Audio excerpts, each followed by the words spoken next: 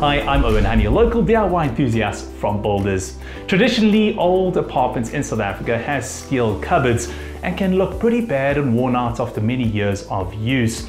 Now this cupboard behind me has got sliding glass doors that have chipped pretty badly and need replacement. Now I'm going to replace it with custom-made doors, and I'm going to show you with the correct technique and right products how you can achieve this. Let me show you how.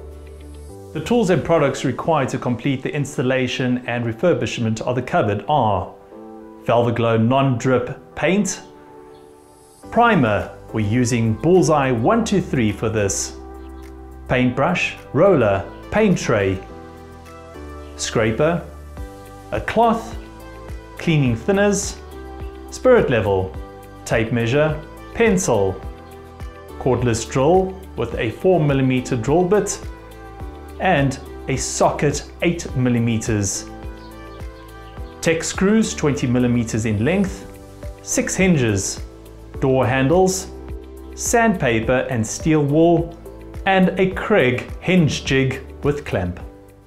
Well, the first thing we're going to do is remove the glass panes, and it's pretty easy, just slide it out of the rails, and then we're going to prepare the surface, sanding it down and cleaning it properly, getting ready for painting.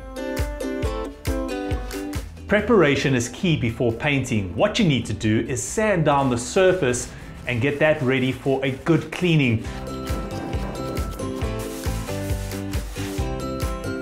Now we're going to use cleaning thinners to make sure the surface is clean, because dirt and grime builds up on the surface over the years and you want to make sure you get rid of all of that. Once you've done that, you are ready to prime the surface. So our surface is prepared, and now what we need to do is put primer on there. So I'm going to use this Bullseye 123 primer. It's a new product on the market in South Africa and it works absolutely great. Now it works on any surface, wood, metal, it even works on tiles as well. And I'm going to use it on this cupboard because it is such a great product, and over that I'm going to be painting my enamel.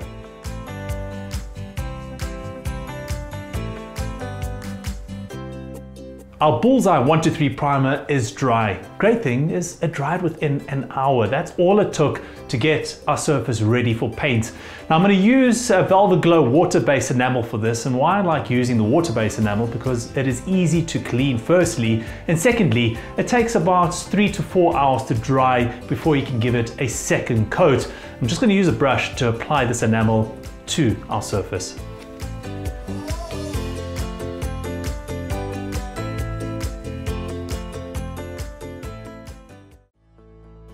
With the cupboard carcass drying, we can now turn our attention to the custom-made shaker doors. Here I'm using a Kreg hinge tool to drill out the cup holes for the hinges. The Kreg hinge tool can be used with any drill and requires no extra tools other than a clamp. So now we're going to put in the hinges. Now I've chosen 3 hinges for this door because it is quite a long door and needs extra support, and especially going onto the steel, it'd be probably ideal to go with 3 hinges. So I'm using my Kreg hinge jig to drill 3 holes into this wooden door. The Kreg hinge jig also has a bit guide to ensure that the screws are lined up with your hinge cups. Well, just to let you know, I put the hinges at 60mm from either end and 1 right in the center. That should be more than enough. Repeat the process again on the other door. Then attach your hinges to the door with 16mm wood screws using a screwdriver or a cordless drill. I use the quick square here to make sure that the hinges are attached nice and square to the door. This is a 20mm self-drilling Tech screw. This is what we're going to use to hang up our kitchen cupboard doors as it goes through the steel frame. No need to pre-drill, you can use this screw to do all the work for you.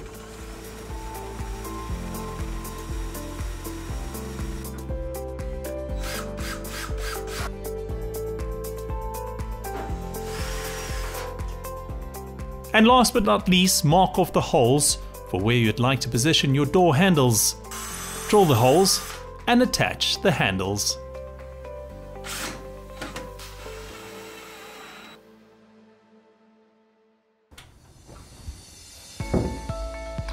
Well, after that final adjustment, these custom-made shaker doors fit in perfectly with our kitchen makeover and really look fantastic.